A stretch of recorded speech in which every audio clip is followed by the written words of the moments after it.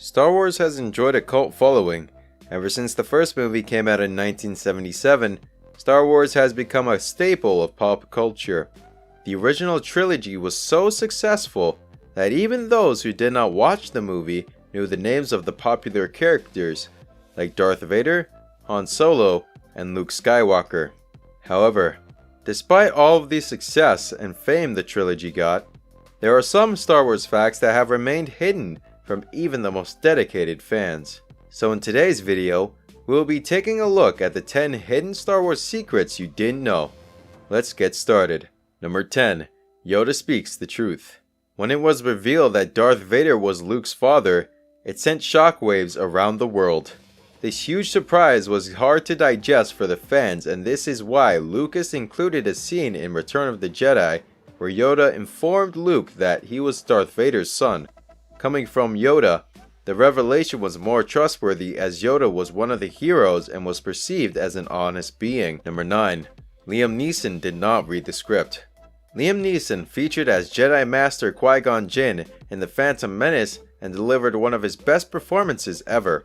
However, many industry experts believe that Liam Neeson was part of the movie as an accident. The movie was pretty bad and had Liam Neeson read the script before accepting the offer. He would have ended up denying working in the movie. But luckily for us, he kind of got carried away with the fame of the franchise and did not read the script. Number 8. Steven Spielberg could have been the director. Many Star Wars fans had wished for Steven Spielberg to direct one of the Star Wars movies, and this wish actually came quite close to coming true. During the planning of Return of the Jedi, Steven Spielberg was considered as the director for the movie. He had already delivered 2 fantastic hits in the form of E.T. and Raiders of the Lost Ark.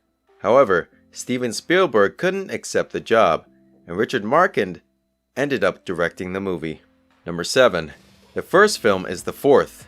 When Star Wars was released in 1977, the original film was not considered as an episode of a series of films.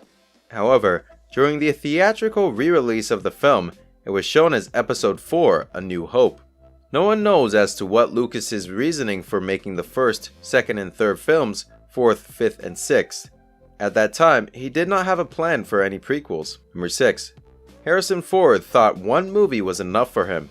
After the success of the original Star Wars, Carrie Fisher and Mark Hamill immediately signed for 2 sequels. This was not the case for Harrison Ford. He believed that the story of Han Solo was pretty much told in the first movie. However, Lucas succeeded in convincing Ford to come back in the third movie of the franchise. Number 5. Lando's a clone. Most of the Star Wars fans don't know the fact that in 2002 Attack of the Clones, Han's old buddy Lando Calrissian was originally conceived as a clone who fought in the war and led a legion to a planetary settlement. However, the finalized plot of the film did not show Lando as a clone. Number 4. A disturbance in the Force. Although Lucas was the mind behind the creation of Star Wars, he was not the only person behind the success of the trilogy. The cast and crew saw the producer Gary Kurtz as an equally important piece of the puzzle. He played a key role in the success of the first 2 movies, Star Wars and The Empire Strikes Back. However, Lucas and Kurtz developed differences over the direction of the third movie, and this is when Kurtz walked away. Number 3. How the characters got so popular. During the original Star Wars trilogy, Palpatine was only referred to as the Emperor. Nobody called Ewoks by their proper species name, and Boba Fett's was mostly referred to as the Bounty Hunter. So the question is, how did these names become so popular? Here, the credit has to be given to the amazing marketing of Star Wars.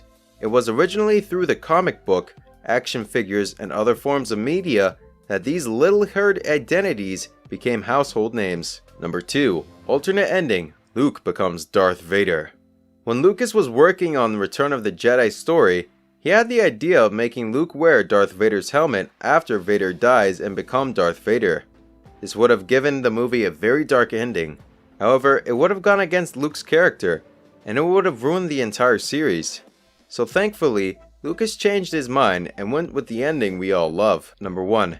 It was predicted that Star Wars would be a complete flop. When Lucas showed the first cut of Star Wars to his director friends, most of them predicted that it would be a great flop. One of the directors even called it the worst movie ever made. Even Lucas himself was convinced that he had made a mistake and the movie was going to be a flop.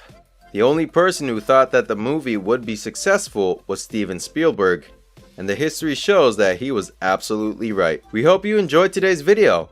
Do thumbs up the video and subscribe to the channel. Thank you for watching.